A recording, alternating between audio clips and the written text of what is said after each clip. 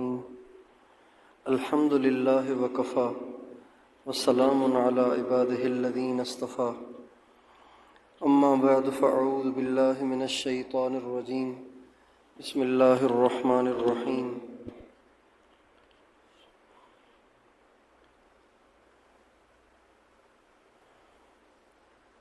ان الدین عند اللہ الاسلام سبحان ربک رب العزت عما یصفون. اس کو بند کر دیں. سبحان ربک رب العزت عما یصفون وسلام علی المرسلین والحمد للہ رب العالمین. اللہم صلی علی سیدنا محمد وعلی آل سیدنا محمد وبارک وسلم.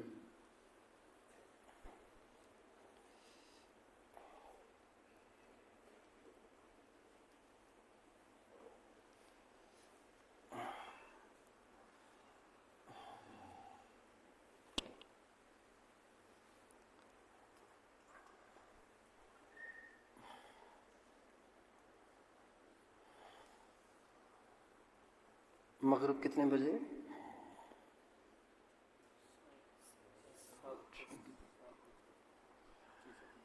یہ جملہ آپ نے بہت سنا ہوگا کہ مسلمان کی کامیابی دین پر چلنے میں ہے.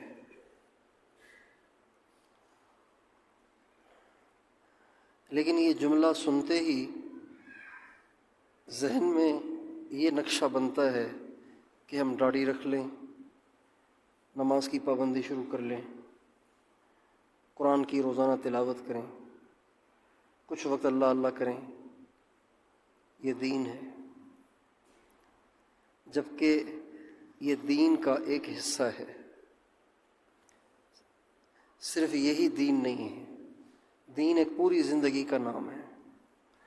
جس دین پر کامیابی کا وعدہ ہے وہ دین صرف نماز نہیں، اس دین صرف داڑھی اور ٹوپی نہیں، بلکہ وہ دین وہ ہے جو سر سے لے کے پاؤں تک اور صبح سے لے کے شام تک اور شام سے لے کے صبح تک 24 گھنٹے کی زندگی پر محیط ہو. اس کو دین کہتے ہیں. مثلا ہم صبح اٹھتے ہیں تو یہ تو سمجھ میں آتا ہے کہ صبح اٹھ کے فجر پڑھنا دین ہے، لیکن پھر فجر کے بعد سو جانا یہ دین ہے یا بے دینی ہے، اس کو ہم نہیں سمجھتے.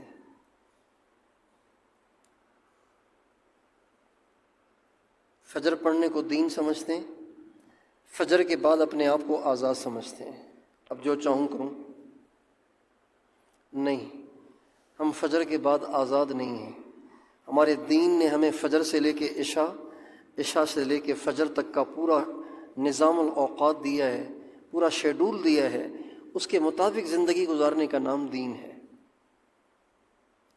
مثلا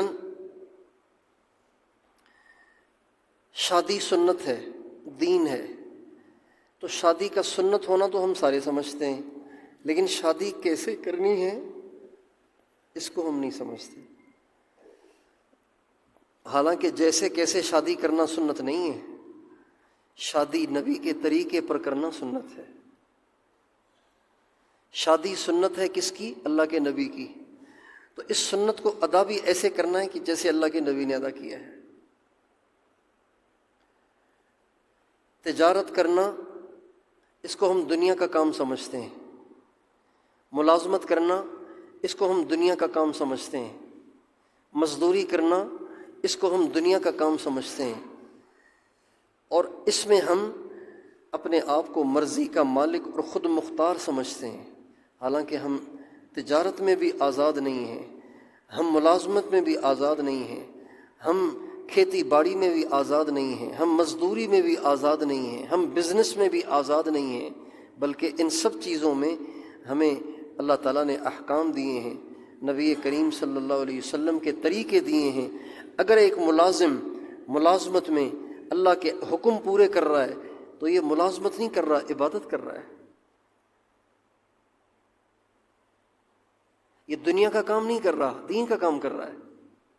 اگر ایک دکاندار دکان پر اللہ کے حکم پورے کر رہا ہے، نبی کریم صلی اللہ علیہ وسلم کے طریقے پورے کر رہا ہے، تو یہ دنیا کا کام نہیں کر رہا، یہ بھی دین کا کام کر رہا ہے۔ ہمارے نبی کا ارشاد ہے، التاجر الصدوق الامین مع النبیین والصدیقین، جو سچا تاجر ہوتا ہے، وہ دکاندار، وہ بزنس مین جس میں دو باتیں ہوں، صدوق بہت سچ بولتا ہو، صادق نہیں، صدوق۔ صادق کہتے ہیں سچے کو، صدوق کہتے ہیں بہت سچے کو۔ وہ دکاندار اور وہ بزنس مین جو اپنی دکانداری میں، اپنی تجارت میں بہت سچ بولتا ہے اور بہت امانت داری سے کام لیتا ہے، ہمارے نبی کا ارشاد ہے کل قیامت کے دن اس کا حشر نبیوں کے ساتھ ہوگا۔ کس کے ساتھ ہوگا؟ کس کے ساتھ ہوگا؟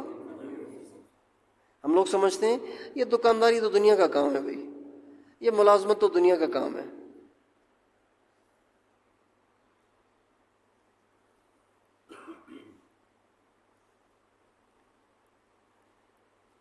تبلیغ والے جاتے ہیں نا کسی کو دعوت دینے کے لیے، بھائی السلام علیکم، بھائی ہم آپ سے دین کی نسبت سے ملنے آئے ہیں، ہماری آپ کی دنیا کے سارے انسانوں کی کامیابی دین میں ہے، تو ٹھک سے وہ کہتا ہے الحمدللہ میں نماز پڑھتا ہوں۔ اس کا یہ بولنا بتا رہا ہے کہ یہ نماز ہی کو دین سمجھتا ہے، نماز کے باہر اپنے آپ کو آزاد سمجھتا ہے، مرضی کا مالک سمجھتا ہے، حالانکہ یہ مسلمان ہے۔ مسلمان کہتے ہی اس کو ہیں جس کی اپنی کوئی مرضی نہیں۔ بتائیے مسلمان کسے کہتے ہیں؟ سب بتائیے۔ مسلمان وہ ہے جس کی اپنی کوئی مرضی مسلمان اردو کا لفظ ہے، اس کی عربی ہے مسلم، اس کی عربی ہے مسلم، اور مسلم کہتے ہیں اس کو جو اپنے آپ کو کسی کے حوالے کر دے۔ سپردم بتو ما اے خیشرا تو دانی حساب کمو بیشرا۔ یہ جو عربی گرامر پڑھاتے ہیں نا ہمارے مدرسوں میں، اس میں اسلام کا ترجمہ پڑھاتے ہیں الاسلام گردن نہادن۔ اسلام کا ترجمہ ہے اپنی گردن کو کسی کے حوالے کر دینا،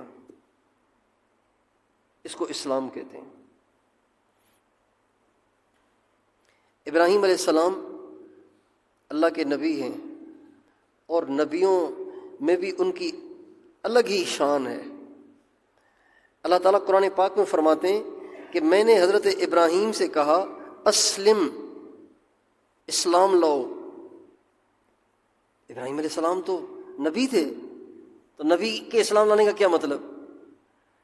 تو اس کا مطلب اسلام لانا نہیں، اس کا مطلب ہے اسلم۔ ابراہیم اپنی ساری مرضیوں سے دستبردار ہو کر اپنے آپ کو کلی طور پر ہمارے حوالے کر دو۔ جب اللہ پاک نے کہا نا اسلم، اپنے آپ کو ہمارے حوالے کر دو، تو کہا اسلمت لرب العالمین، اے اللہ میں اپنے آپ کو تیرے حوالے کرتا ہوں۔ ہمارے نبی جب رات کو سونے لگتے تھے، بستر پہ تشریف لاتے تھے، تو ایک دعا تو بہت مشہور ہے جو آپ میں سے بہت ساروں کو یاد ہوگی، اللہم بسمک اموت و احیا۔ یہ دعا کسی کو یاد ہے؟ یاد ہے نا؟ اپنے بچوں کو یہ دعائیں یاد کرایا کریں، اپنے بچوں کو اپنے نبی والی ساری دعائیں یاد کرایا کریں۔ لیکن ایک دعا ہمارے نبی اور بھی پڑھتے تھے، وہ چونکہ لمبی ہے اس لیے ہم یاد نہیں کرتے اس کو۔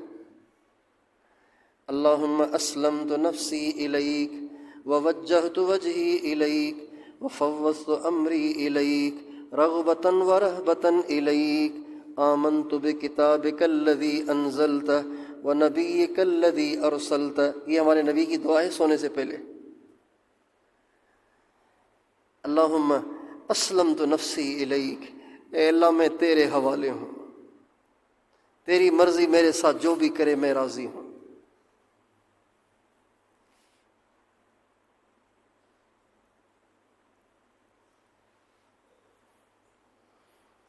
قربانی کی عید پہ جب آپ بکری کے پاؤں باندھ کے یا بیل کے پاؤں باندھ کے دو کسائی مل کے اس کو دھکا دیتے ہیں اور وہ بیل گر جاتا ہے، اب اس کے پاؤں بھی بندھے ہوئے ہیں، ہاتھ بھی بندھے ہوئے ہیں، اب وہ ہل ہی نہیں سکتا، اب اس کی گردن ایسے ہوتی ہے، یعنی اب وہ کہتا ہے اب تو میرے بس میں کچھ رہا ہی نہیں، اب تو بس میں تیرے حوالے ہوں، چاہے تو رحم کر، چاہے تو چھری پھیر۔ گردن نہادن، اپنی گردن کو پیش کر دینا، اس کو کہتے ہیں اسلام۔ اسلام اپنی مرضیاں چھوڑ دینے کا نام ہے، اپنی خواہشات کو چھوڑ دینے کا نام ہے، زمانے کے رسومات اور رواج کو چھوڑ دینے کا نام ہے، زمانے کے فیشن کو چھوڑنے کا نام ہے، اپنی ساری مرضیاں اور اپنی ساری خواہشات کو چھوڑ کر اپنے آپ کو اللہ اور اس کے نبی کی مرضی کے تابع کر دینا، اس کا نام ہے اسلام۔ اس میں ہے کامیابی۔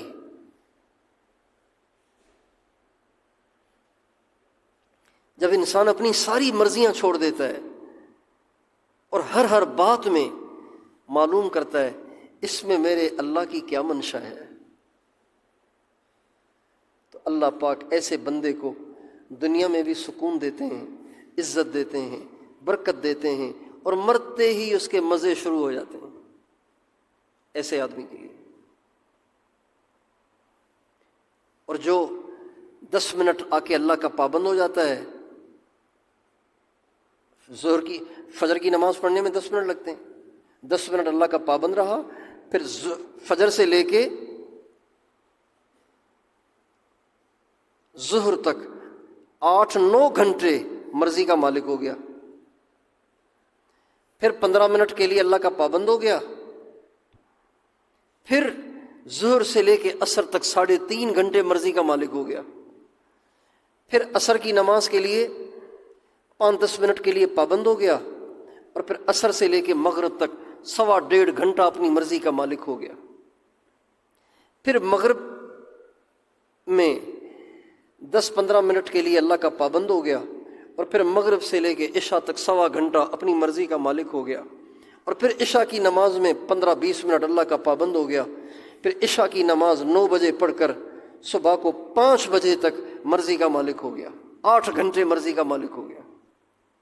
اس پہ تھوڑی جنت ملے گی،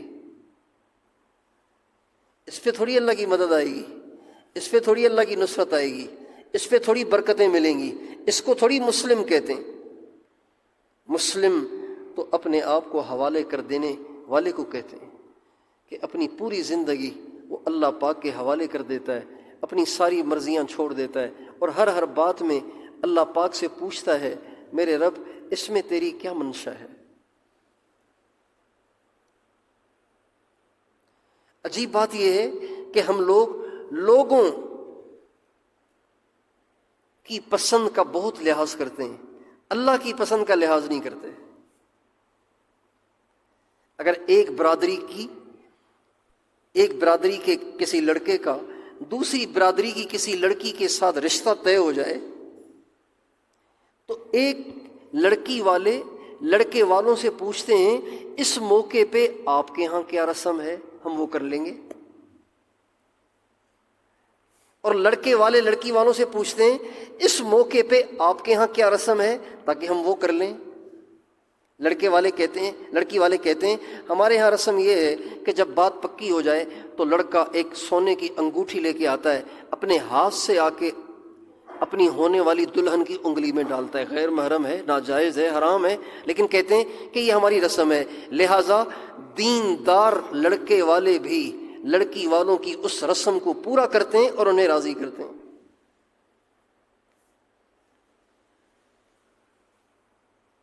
لڑکی والوں کی پسند کا خیال کرتے ہیں، لڑکے والے لڑکی والوں کی پسند کا خیال کرتے ہیں، لیکن یہ دونوں اللہ کی پسند کا خیال نہیں کرتے، یہ دونوں اللہ کے نبی کی پسند کا خیال نہیں کرتے، یہ دونوں یہ نہیں پوچھتے کہ اس موقع پہ میرے اللہ کی پسند کیا ہے، اس موقع پہ میرے نبی کی پسند کیا ہے۔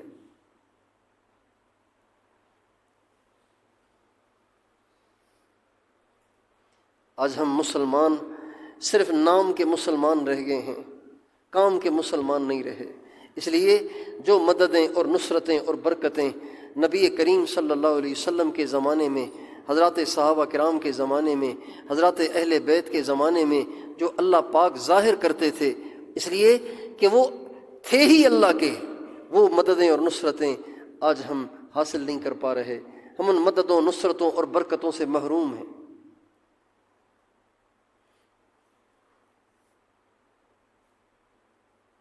اگر ہم چاہتے ہیں کہ اللہ تعالیٰ کی وہ مددیں اور نصرتیں جو ان کے ساتھ تھیں وہ ہمارے ساتھ بھی ہو جائیں، تو پھر ہم پورے اسلام پہ چلنا شروع کر دیں،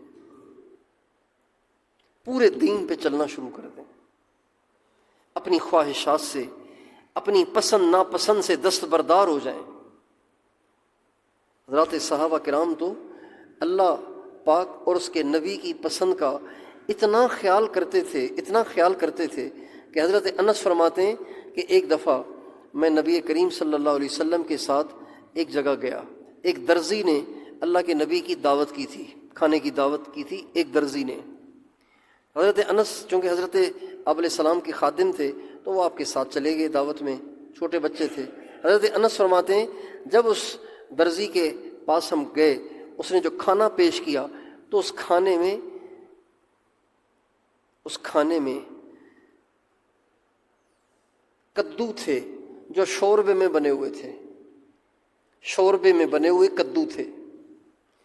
حضرت انس کہتے ہیں جب وہ سالن کدو کا شوربے والا آپ علیہ السلام کے سامنے رکھا گیا تو میں نے دیکھا کہ اس پلیٹ میں سے کدو چن چن کے آپ کھا رہے ہیں، چن چن کے کھا رہے ہیں، چن چن کے کدو کھا رہے ہیں۔ حضرت انس کہتے ہیں میں سمجھ گیا کہ میرے آقا کو کدو پسند ہیں، چنانچہ حضرت انس کہتے ہیں اس دن سے لے کے اب تک مجھے کدو پسند ہیں، اس لیے کہ کدو میرے آقا کو پسند ہے۔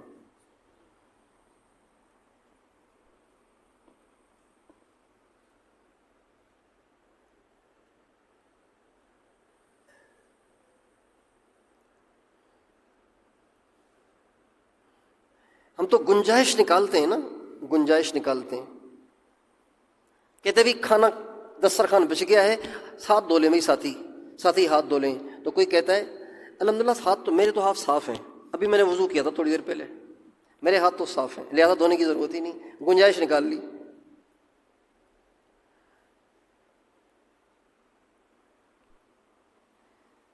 حضرت مولانا خلیل احمد صاحب سہارنپوری رحمۃ اللہ علیہ ہمارے بزرگوں کے بزرگ تھے، یہ مولانا محمد الیاس صاحب جو تبلیغ کے بانی ہیں یہ ان کے مرشد ہیں، مولانا خلیل احمد سہارنپوری۔ یہ حضرت شیخ الحدیث قطب الاقطاب مولانا محمد زکریا صاحب جنہوں نے آپ کو فضائل اعمال دی ہے، آپ کو فضائل صدقات دی ہے، آپ کو فضائل حج دی ہے، وہ ان کے بھی یہ مرشد ہیں مولانا خلیل احمد صاحب سہارنپوری رحمۃ اللہ علیہ۔ کھانے کا وقت آیا تو جب کھانا لگایا گیا تو فرمانے لگے کہ بھائی ہاتھ دھونے ہمیں، کہا جی ابھی تو آپ وضو کر کے آئے ہیں، تو فرمایا ہم ہاتھ اس لیے نہیں دھوتے کہ ہمارے ہاتھ گندے ہوتے ہیں، ہم ہاتھ اس لیے دھوتے ہیں کہ ہمارے آقا کھانے سے پہلے ہاتھ دھوتے تھے۔ ہم ہاتھ اس لیے تھوڑی دھوتے ہیں کہ ہمارے ہاتھ گندے ہوتے ہیں، ہم ہاتھ اس لیے دھوتے ہیں کہ ہمارے آقا کھانے سے پہلے ہاتھ دھوتے تھے۔ آپ علیہ السلام کا ارشاد ہے برکت الطعام الوضوء قبلہ والوضوء بعدہ، ترمذی شریف کی حدیث ہے، اس کھانے میں بڑی برکت آ جاتی ہے جس سے پہلے بھی ہاتھ دھوئے جائیں اس کے بعد بھی ہاتھ دھوئے جائیں، اس کھانے میں برکت آ جاتی ہے۔ ہاتھ بھی دھوئے جائیں، کلی بھی کی جائے، کلی بھی ہاتھ دھونے کے ساتھ ہے، یہ دونوں چیزیں سنت ہیں، ہاتھ بھی دھونا کلی بھی کرنا۔ الوضوء قبلہ والوضوء بعدہ، وضو سے مراد وضوء لغوی ہے، لغوی یعنی ہاتھ دھونا کلی کرنا۔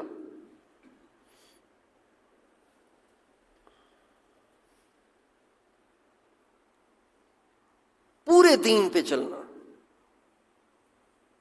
یہ صحابہ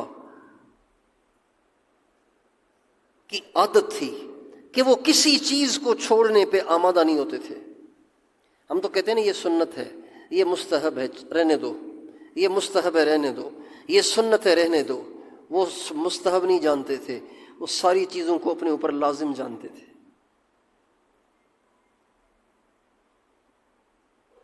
حضرت حذیفہ رضی اللہ عنہ کی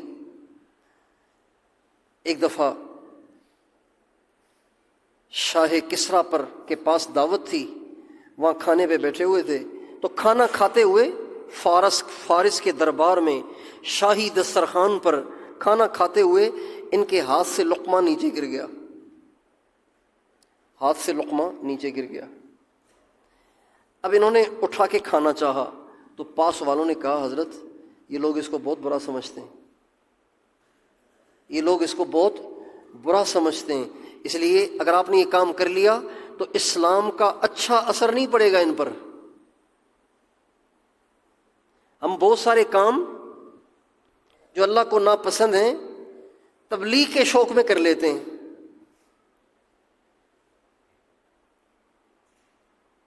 حرام کمائی والے کی دعوت قبول کر لیتے ہیں تاکہ وہ دین میں لگ جائے۔ بھائی جب اس نے آپ کو حرام کھلا دیا تو آپ کی دعوت اس پہ کیا اثر کرے گی بتائیے؟ جب آپ نے اللہ کو ناراض کر دیا، حرام کھا لیا، 40 دن کی عبادتیں آپ نے مردود کر دیں، اب آپ کی دعوت پہ کسی کو ہدایت کیسے ملے گی؟ ہدایت ملتی ہے مجاہدے پر۔ والذین جاہدوا فینا لنہدینہم سبلنا، ہدایت مجاہدے قربانی پر آتی ہے۔ آپ نے تو حرام کر لیا تو اس کو ہدایت کیسے ملے گی؟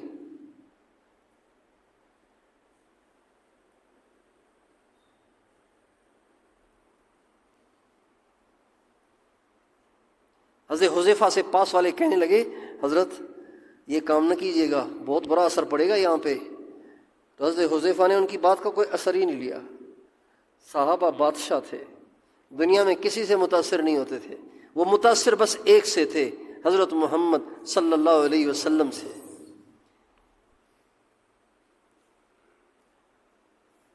انہوں نے حضور کو دیکھا ہوا تھا، اب ان کو کسی کو دیکھنے کی ضرورت ہی نہیں تھی۔ سب سے زیادہ بلکہ صرف حضور ہی سے متاثر تھے اور کسی سے متاثر نہیں تھے۔ بڑی بڑی طاقتیں ان کے سامنے مکڑی کا جالا بھی نہیں ہوتی تھی۔ یہ تو گنجائشیں ہم نے نکال دی ہیں نا، سنت ہے، مستحب ہے، مؤکدہ ہے، غیر مؤکدہ ہے، سنن زوائد ہے، یہ ساری چیزیں تو ہم نے اس کو گنجائش بنا لیا ہے۔ علماء نے تو یہ چیزیں اس لیے بتائیں تاکہ ہر حکم کی اپنی حیثیت واضح ہو، ہم نے اس کو گنجائش بنا لیا۔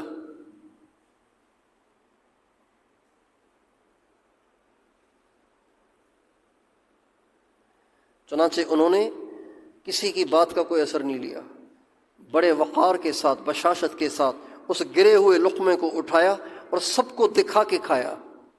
یہ بھی نہیں کہ چادر ڈال کے، جیسے وہ ہمارے پشتو والے تعلیم کے حلقے میں چادر ڈال کے اندر نسوار کی گولی رکھتے ہیں۔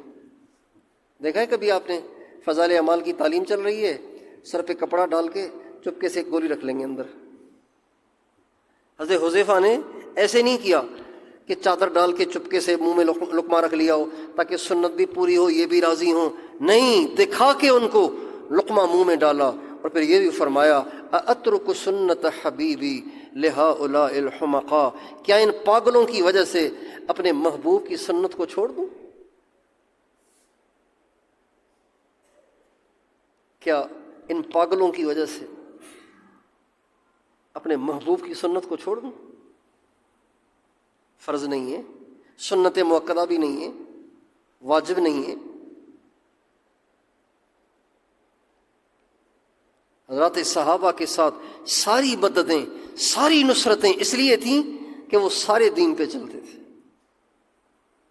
تھوڑے دین پہ نہیں چلتے تھے۔ وہ اپنے آپ کو حوالے کر دیتے تھے، اپنے طریقے طور طریقے چھوڑ دیتے تھے، اپنی عادات کو بدل دیتے تھے، عادات کو بدل دیتے تھے۔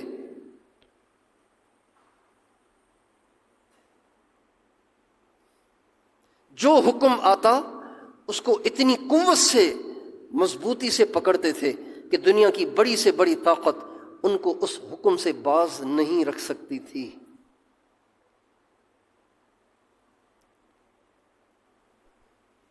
اللہ،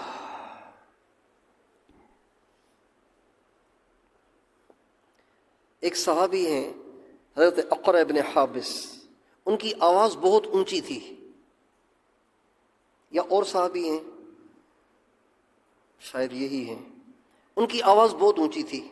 قرآن پاک کی آیت نازل ہوئی، یا ایھا الذین آمنوا لا ترفعوا اصواتکم فوق صوت النبی ولا تجهروا له بالقول کجہر بعضکم لبعض ان تحبط اعمالکم وانتم لا تشعرون۔ اے ایمان والو، اپنی آواز کو نبی کی آواز سے اونچا مت کرو، ورنہ تمہاری ساری نیکیاں مردود اور برباد ہو جائیں گی۔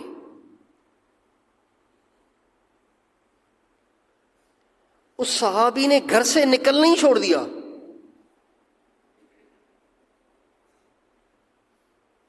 آپ علیہ السلام نے فرمایا بھائی وہ نظر نہیں آ رہے، کیا مسئلہ ہے؟ اتنے دن سے نظر نہیں آ رہے، کہاں ہیں وہ؟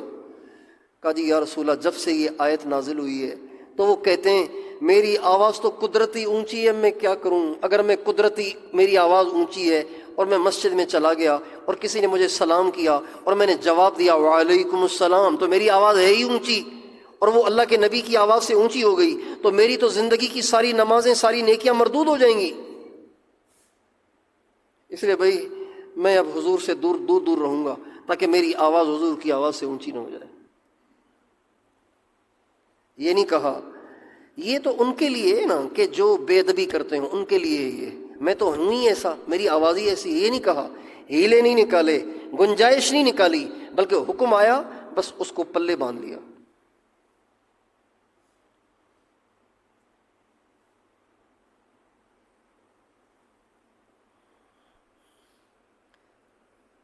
کامیابی پورے دین پر ہے، آدھے دین پر نہیں، کچھ دین پر نہیں۔ جب ہم ہر کام میں، ہر بات میں اپنے نبی کی سنت کو اختیار کریں گے، اللہ پاک کے احکام کو سینے سے لگائیں گے، پھر اللہ وہ کریں گے جو صحابہ کے ساتھ کیا۔ ایسی ایسی مددیں ہوئی ہیں صحابہ کے ساتھ کہ عقل دنگ رہ جاتی ہے، ایسی ایسی مددیں ہوئی ہیں۔ ایک صحابی گھر میں آئے، گھر والوں سے کہا کچھ کھانے کو ہے، کھانے کے لیے کچھ ہے؟ ان کا نہیں۔ تو ان کا تم بھی دعا کرو، میں بھی جا کے باہر دعا کرتا ہوں کہیں۔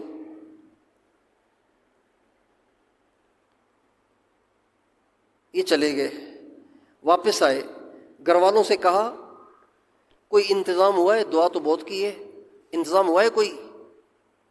کہنے لگے ہاں۔ کہنے لگے کیا انتظام ہوا ہے؟ کہنے لگے وہ جو گھر میں چکی پڑی ہوئی تھی نا، چکی، آٹے کی چکی، پہلے آٹے کی چکی ہوتی تھی، 2 پتھر ہوتے تھے، وہ خود بخود چل رہی ہے، چلانے والا کوئی ہے نہیں، خود بخود چل رہی ہے اور آٹا بھی نکل رہا ہے۔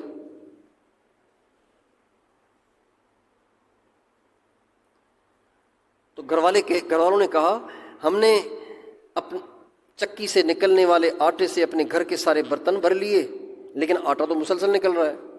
پھر ہم نے کہا کہ چلو جب تک ہم آٹا گوندھ لیں تب تک ہم تندور کو گرم کر لیں، آگ لگا دیں تاکہ گرم ہو جائے، پھر جلدی روٹی پک جائے گی۔ چنانچہ جب تندور کے پاس گئیں تو تندور میں پہلے ہی روٹیاں لگی ہوئی ہیں۔ عجیب بات ہے، آگ ہے نہیں، روٹیاں لگی ہوئی ہیں، گندم ہے نہیں، آٹا نکل رہا ہے، چلانے والا کوئی ہے نہیں، خود چکی چل رہی ہے۔ عجیب باتیں۔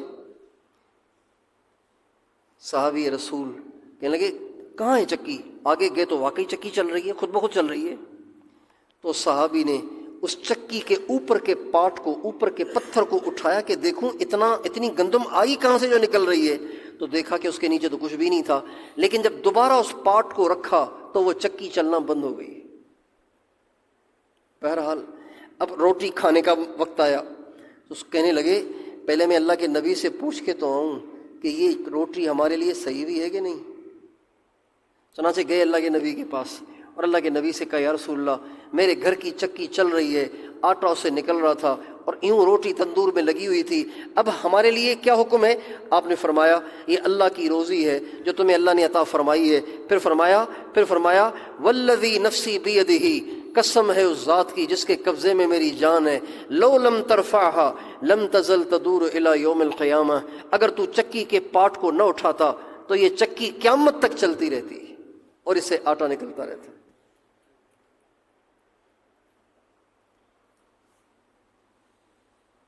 ایسی مددیں، ایسی نصرتیں۔ اس لیے ہم اور آپ اس کی نیت کریں کہ ہم اللہ پاک کے پابند صرف گھنٹے 2 گھنٹے کے لیے نہیں رہیں گے، اپنی ساری زندگی اللہ کا پابند بن کے گزاریں گے۔ تیار ہیں؟ ساری زندگی مسلم بننا ہے یا تھوڑی دیر کے لیے مسلم بننا ہے؟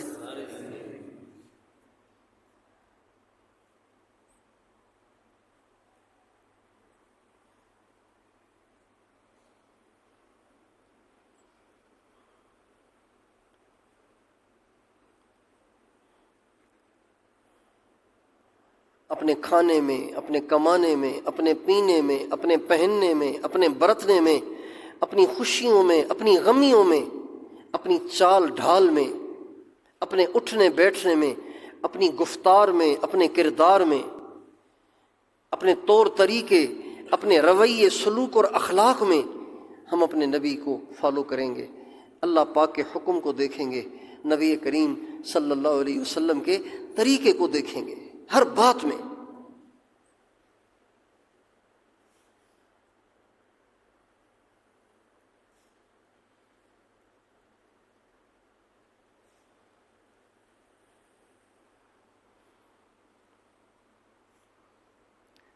ہمیں جو سنت اچھی لگے وہ قبول کر لیتے ہیں، جو سنت اچھی نہ لگے وہ چھوڑ دیتے ہیں۔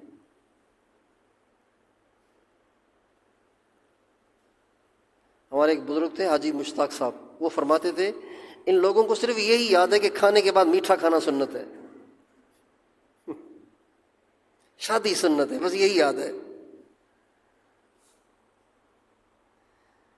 کوئی آپ کے ساتھ لڑائی کرے تو اس غصے کو پینا یہ بھی سنت ہے، میٹھا اگر سنت ہے تو یہ بھی سنت ہے۔ کوئی آپ کا حق کھا جائے اس کو معاف کرنا یہ بھی سنت ہے۔ جو آپ کے ساتھ برائی کرے اس کے ساتھ آپ اچھائی کریں یہ سنت ہے۔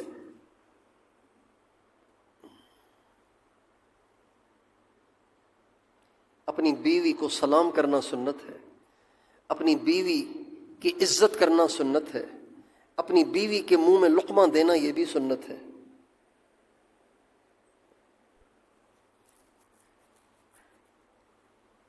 کسی مولوی صاحب نے ترغیب دی کہ گھر میں سلام کر کے داخل ہو، تو ہمارے ایک پختون بھائی کہنے لگے مولانا صاحب ہمارے گھر میں تو ہمارا بیوی ہوتا ہے، تو ہم اس کو کیسے سلام کرے گا؟ سلام تو بڑے بزرگ کو کرتا ہے، بیوی کو کیسے سلام کرے گا؟ ہم کو تو شرم آئے گا۔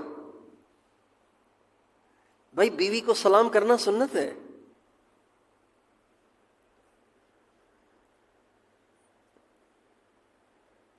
بیوی کو سلام کرنا سنت ہے، بیوی کے منہ میں لقمہ دینا سنت ہے، بیوی بدتمیزی کرے اس کو درگزر کرنا اور مسکرا دینا یہ بھی سنت ہے، لیکن تھوڑی سی مشکل سنت ہے۔ بیوی بدتمیزی کرے اور مسکرا کے آپ اسے ٹال دیں، بڑا مشکل کام ہے۔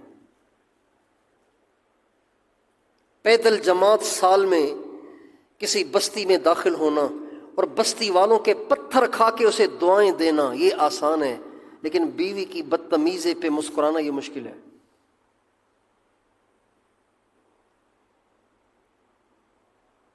کسی بستی میں داخل ہوئے، بستی والوں نے پتھر مار مار کے جماعت کو بھگا دیا وہاں سے، جماعت والے کہیں گے اے اللہ ان کو ہدایت دے، ہم بھی انہیں معاف کرتے ہیں تو بھی انہیں معاف کر دے، اے اللہ آج ہم نے طائف کی سنت زندہ کی ہے تو ان کو ہدایت دے دے۔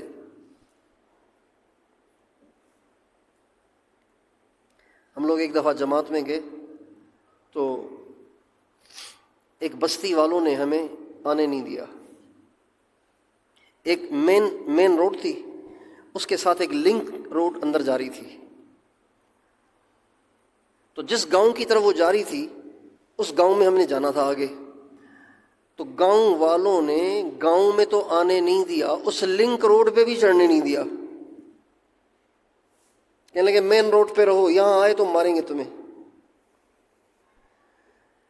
تو میں جماعت کا ذمہ دار تھا، تو میں نے اپنے والد صاحب اور ایک ساتھی، کینیا کا ایک ساتھی تھا، اپنے والد صاحب اور کینیا کا ایک ساتھی تھا، ان دونوں کی میں نے تشکیل کی، میں نے کہا آپ جائیں اور جا کے اس بستی میں چلو گشت کر کے آئیں، ہم سب کو آنے نہیں دے رہے، آپ چپکے سے 2 آدمی چلے جائیں، جا کے گشت کر کے آ جائیں، آپ گشت کریں گے اللہ پاک آپ کے گشت پہ ہی ان پہ اثر ڈالیں گے، اللہ کرے وہ نرم پڑ جائیں۔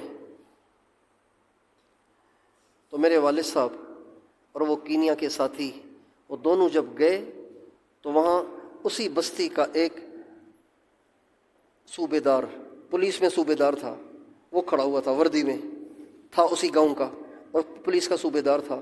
اس نے جوتا اتارا اور میرے والد صاحب کو زور سے مارا۔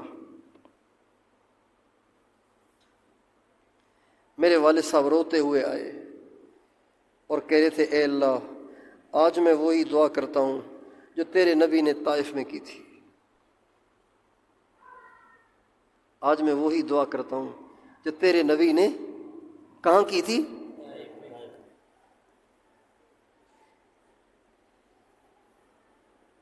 اس موقع پہ برداشت کر جانا اور درگزر کر جانا اور مارنے والوں کو دعائیں دینا آسان ہوتا ہے، اس لیے کہ طائف کے ساتھ مشابہت ہو رہی ہے، لیکن گھر میں داخل ہوئے اور بیوی نے آپ کی بے عزتی کر دی، اس موقع پہ برداشت کر کے درگزر کر جانا اور مسکرا کے بات کو ٹال دینا یہ مشکل ہے، حالانکہ یہ سنت ہے۔